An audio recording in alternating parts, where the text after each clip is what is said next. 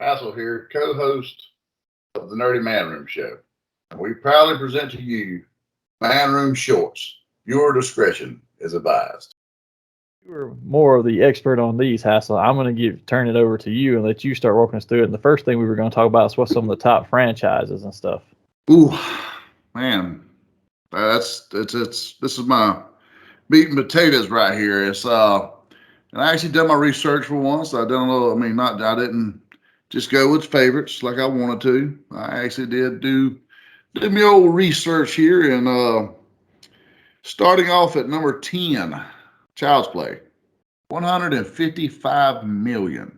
Really? And now it's Does that include the I, new TV show or no? no, that's not counting the Just TV show. movies? Because the TV show has its own separate deal. But Okay, I got this is just encompassing the theatrical movies. The child, 1, 2, 3, Bride, Seed, and then that abomination of a reboot. you.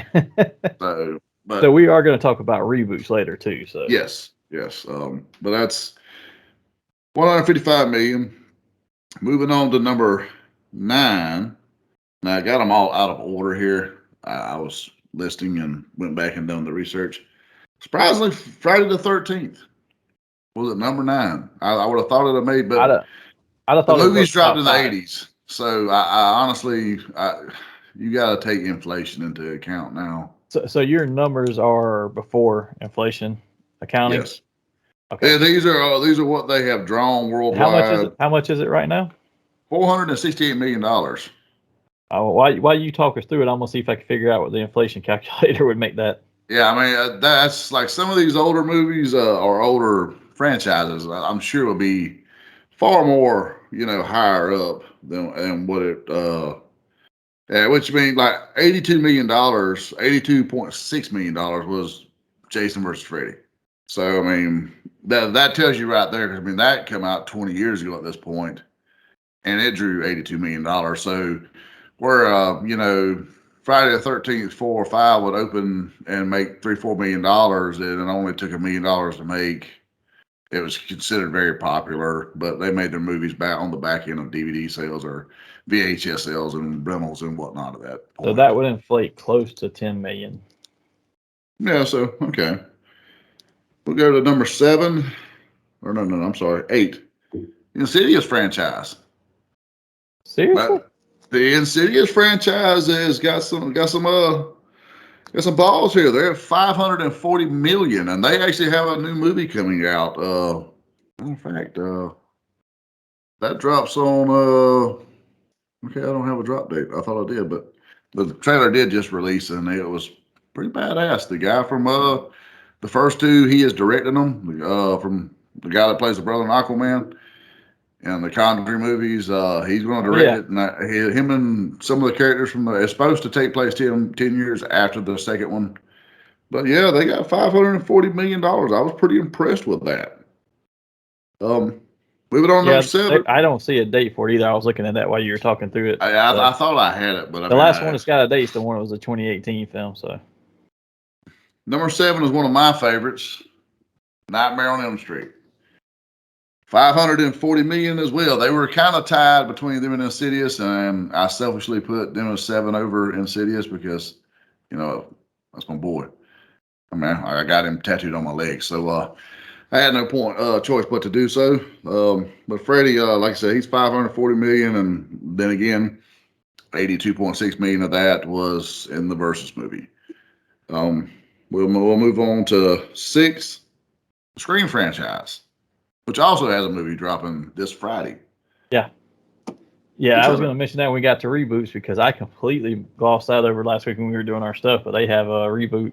I guess it's a soft reboot from it because the original characters are still in it and back as the same characters. Yeah, I think it's. I don't know if it's more of a continuation or did they do what Halloween did to just kind From of. what I saw, it's supposed to, and I could be completely wrong, but I'm just reading it from what I saw when I looked it up. It is a reboot that's going to take into account the first movie and probably ignore some of the stuff from the sequels from what I read. I got you. So some of the Well, stuff that happened after that one is now not there. they made a respectable $600 million. I mean, that's a Wes Craven property, so I can get behind it. I mean, that's I'm so. I mean, surprised you're it's looking that at. high. Yeah, I was as It, well. it was one of those to me that out of all the slasher type movies you put like that, that was the one that was like, it didn't make sense to me because I was like, this is a dude running around. I get he's calling you, he's scaring you, setting all this up, but this dude is running around killing people. There's nothing supernatural about him. He is not an unstoppable machine like Michael or yeah. No, Why is he so hard? God bless if somebody and we're there's from two the south. teenage punks in the first movie. I mean, that. Yeah, Come on if now. we are from the south, if that teenage punk walked into your house in south, most likely you got a shotgun and several shells already loaded It's and not he's ending blown well away. for him. It's Yeah, not. I got Lucille in one corner. I got a judge around here, and it's not going to be good for him. yeah, I've got a battle axe somewhere in my room. I mean, like if you make it all the way to my bedroom, you're getting chopped. Hey, we got a lightsaber on the wall here, but I mean, I'll give it credit. Between that and Freddie, Wes Craven, he's got over $1 billion here in this top 10. So Ah, that is quite commendable. Number 5, coming in at $775 million, the Halloween franchise. So I mean, my boy Michael broke the top 5 here. I'm pretty happy with that. I honestly, I would have thought Freddie and Jason would have been in the top 5. I was kind of surprised. I'm honestly surprised they're not in the top 2 or 3. I mean, Well, short of Universal monster movies, what is there? I'm kind of curious now. they were the actual fathers of the slashers, so to speak, in the 80s. Yeah, And but at 775 million, the jump to the fourth place franchise is substantial, coming in at $1 billion. $1 billion. Saw franchise. I guess for that one, I can see being where it's at and the money. I think the gap is probably not as much if you account for the inflation because we checked the one and it's from a 4 to a 10 million, so the gap probably isn't as big. But they've all been in this time period, so there's no inflation. So if they've got $1 billion, they've got it. Yeah, and I mean, and they've got what 5 or 6 of those now. oh, there's at least 5 or 6 of them, and then a spiral as a off type deal. And I mean, it was like the Halloween tradition there for a couple years in a row, like at least for the first 3 or 4 parts, I think. So it was every Halloween. So let me ask this, because I thought I read this somewhere, and I could be completely wrong, but is the escape room movie set in the same universe? Because everybody's doing shared universes now since Marvel did it. Is the escape room the same universe as Saw, or is this completely different? I know they're different properties, but I'm not sure, honestly. I don't very well versed into the escape room.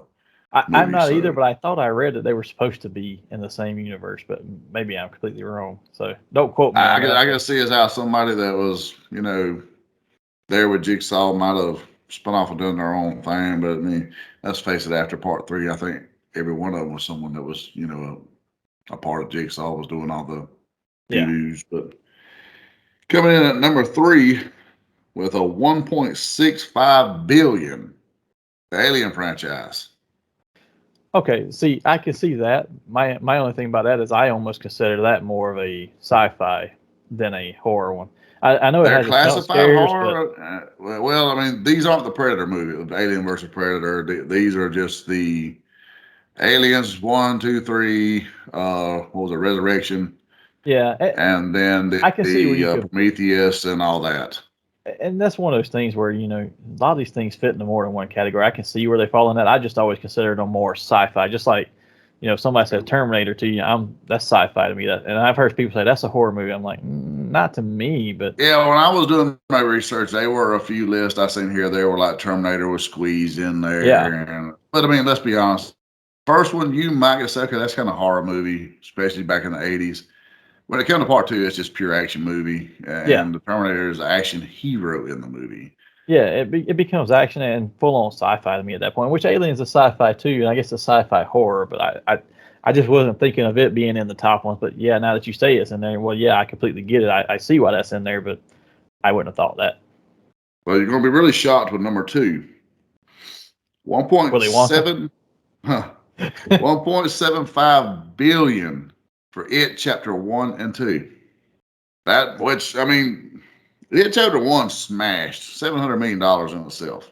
Yeah, and I know that one's a horror one, and I get that, and I actually get where it's at. But I'm curious, is that just the recent two, or does that encompass all the times that it has been Now, redone, whether TV or film this movies? What is was that, like the chapter third time it's been one done and two now? because they was $700 million for chapter one and 475 million for chapter two.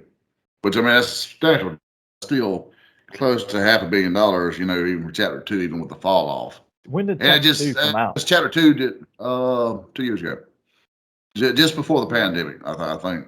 Okay, I was wondering if it was before the pandemic or during it. I was Yeah. gonna say if it was during it, then I get or just at the If I'm start not of it, I get mistaken, the drop. the pandemic started really cracking down around December of the end of 2019, early 2020. It started in December of 19, but as far as lockdowns and stuff, all that started in March of 2020. So I mean, it dropped in like September of 19. So I mean, it done well. It just didn't have the rewatch factor. I mean, I enjoyed it, but it didn't have the rewatch factor the first one had. Could have been the timing too, depending on what else was coming out, or it was already in the theaters. Because I don't remember that time frame of what was already there. If you Yeah, if you pop it out during the time there's a Marvel movie or something out there, you might as well expect to get crushed. I mean, yeah. but at the same time, if you pop it out in December, not too many people want to watch horror in December, but you put it out in October, you got a chance. Well, the number one king. I'm gonna be honest. I was surprised, but once I got to looking at it, it's not surprising. Coming in at 2.125 billion, the Conjuring universe. They have just smashed the box office the last few years.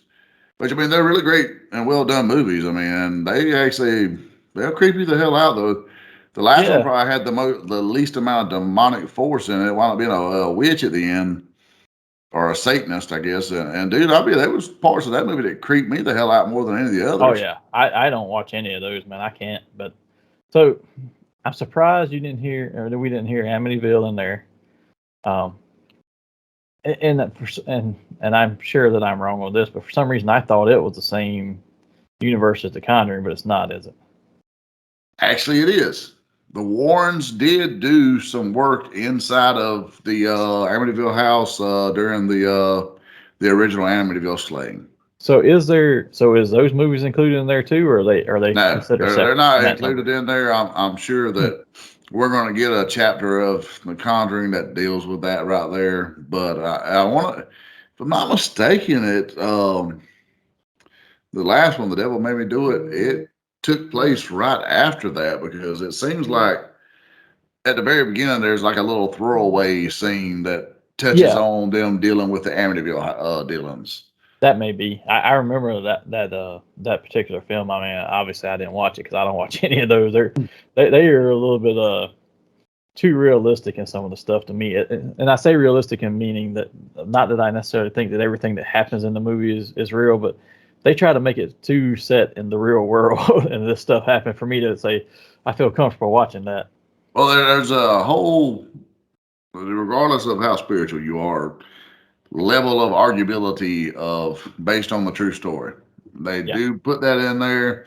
There is a museum with all these artifacts in these movies there yeah, and with a backstory and so forth and so on. So yeah. it's And I all know what you some. want to believe.